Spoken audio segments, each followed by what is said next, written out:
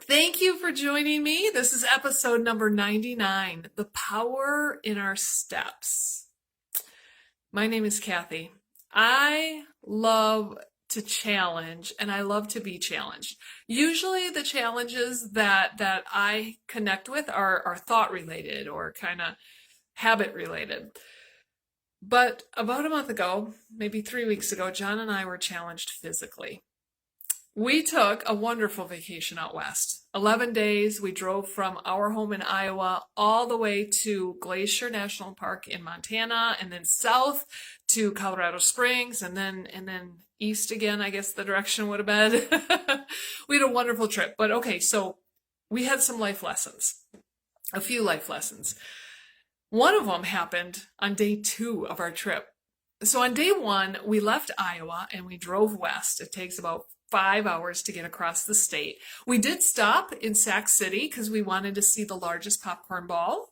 It was only 3 miles off the highway. Why would you not stop, right? And then we went into South Dakota and we went north a little bit off our trail, a little bit to DeSmet. I think I said it right. DeSmet, South Dakota. We had to have the locals tell us how to pronounce it because I call it DeSmet, but it's DeSmet. DeSmet, South Dakota. So for any of my friends who are Laura Ingalls Wilder fans or Little House on the Prairie fans, that's where we went. John was so uninterested, but he was really a good fan. He was good. He took pictures with me and enjoyed, right? I guess he enjoyed. But then we stayed in Mitchell, South Dakota that evening. And yes, we did drive past the Corn Palace. It has a circus theme, so it was really kind of fun. It was beautiful. Then the next day on day 2, we drove west some more, and our goal was to get to the other side of South Dakota. So before we even left Iowa, one of my friends told me that we need to stop at Chamberlain Rest Area. I thought that was kind of odd. I've never been recommended or told to stop at a rest area. But okay, we did. I think actually 2 people. So I'm like, well, this is a big deal. Let's do it. Wow. Wow, this rest area is right off of the interstate. And as we were exiting and kind of turning into the rest area, it was on a curve. And then suddenly the scenery just got amazing. It overlooked the Missouri River. And the Chamberlain Rest Area is where the flatland of South Dakota now changes to the amazing landscape. The Badlands, the Black Hills, that's where it all kind of begins. So yeah, the beauty was amazing. There's this 90-foot statue. Her name is Dignity. There's a museum at this rest area. There's some walking paths. However, you do need to be careful because beware of rattlesnakes. That kept me on the path. It was absolutely, absolutely gorgeous. And it really did begin our trek into a whole different view. It wasn't the flatlands of Iowa or South Dakota anymore. The next place we stop is the Badlands. Holy beautiful. Holy cow. It was amazing. Now, mind you, it was 106 degrees on this day. So we were driving the Mustang with the top up. It's a convertible. We had the top up on day 1, and it kind of was exhausting. But day 2, we needed the air conditioning. So 106 degrees, but we got to the Badlands. Oh, wait, we did stop and feed the prairie dogs. And we saw the largest prairie dog. I didn't get any pictures of that, though. I was so disappointed in myself. But we did feed the prairie dogs. And then we got into the national park, the Badlands National Park, and we stopped and did a hike. Even though it was hot, you can't help but get out and enjoy this just amazingness. So we took this hike, and it was really kind of like on a path and on some rock formations, but it was really more of a flat type of rock formation. So after we did that, we made a few more stops through the Badlands, but we drove all the way through, and which takes you to Wall, South Dakota. And of course, we stopped at Wall Drug because you have to. But then we just kept going to Rapid City, and then we stopped at Bear Country, and that was really fun. By the way, they wouldn't let us take our convertible through. You drive through this kind of like zoo almost, but with the cloth top, they made us just use one of their loaner vehicles and keep our vehicle parked. The bear didn't even get close to us, but it's okay. A coyote did. Okay, so after Bear Country, we still had light. It was still like, I don't know, 5, 6 o'clock, so we went to Mount Rushmore. I remember it as a child, but it's just a magnificent creation. It's amazing the art that is right there on the mountain. the creativity of people and the ability for people to carve into the mountain is just amazing. And at Mount Rushmore, I don't remember this. This is newer. They have this path that you can walk. It's, I think, called the Walk of the Presidents. And when you're walking through trees. It's directly below the faces. So when you look up, you're looking up George Washington's nose. You're so right under it. It was beautiful. Just a simple kind of created path. It was wonderful. So then that night we stayed in Custer, South Dakota, and we were very close to Custer State Park. So the next day we were also very close to Needles Highway. So the next day we went on Needles Highway, which was quite an adventure. Again, this amazing rock formations that suddenly just pop out of nowhere. And then they build tunnels through these rocks. And yeah, so that was pretty amazing. And then we went to Custer State Park. We were ready for a picnic, and we were also going to do some hiking, but hiking, it's kind of like walking on a path, right?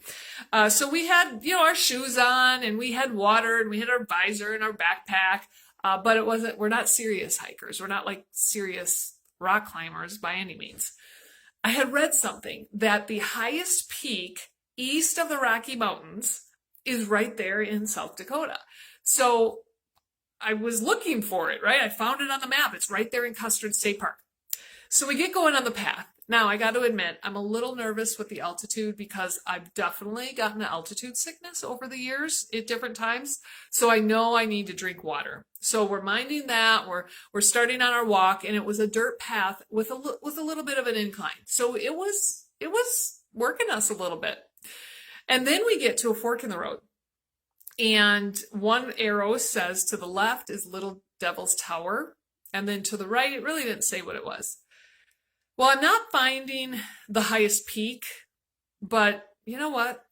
We're already walking for over an hour. Let's do it. Let's go to Little Devil's Tower. Suddenly, the dirt path changed to pure rocks, and we seriously were in rock climbing mode. We had no stakes in the road to tell us what direction to go. We had no map because I forgot it in the car. We were just following blue arrows, like spray painted into the rocks. And we were getting into some rock climbing. There was no path to follow anymore. So we were following the crowd, but there really wasn't a crowd. So we were just trying to figure out where we're going. And at one point we get to an area that is going straight up. To make that climb, that's a huge stretch. Like, take your leg and put it up as high as you can go. And that was the stretch that's needed. And then once you do get up onto that big rock, you're in this very narrow space. Like, my hips barely fit. And the people were coming down while obviously we had to wait for them, right? So while we were trying to get up, they were coming down, and they said, "Oh, you're almost there. You're almost there. It's worth it."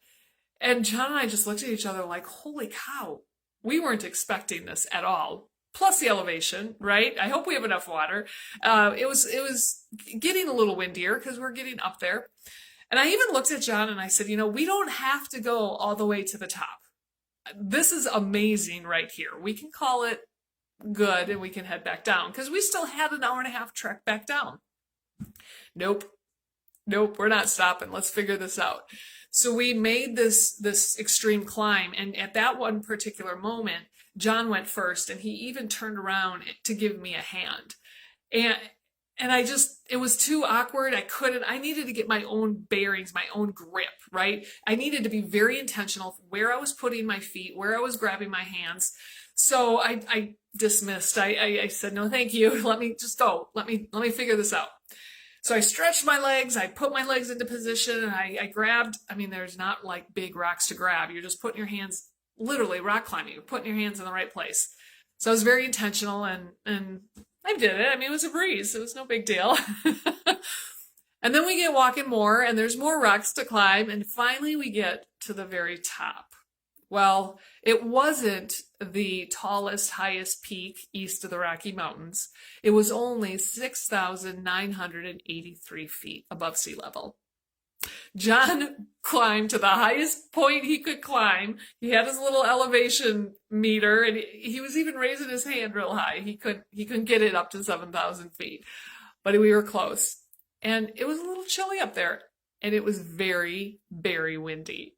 So John goes to the highest point and says, take a picture of me. So he stands there with his arms in the air, just like Rocky, arms in the air, like he conquered it. I got some great pictures, but I couldn't do that. I couldn't stand.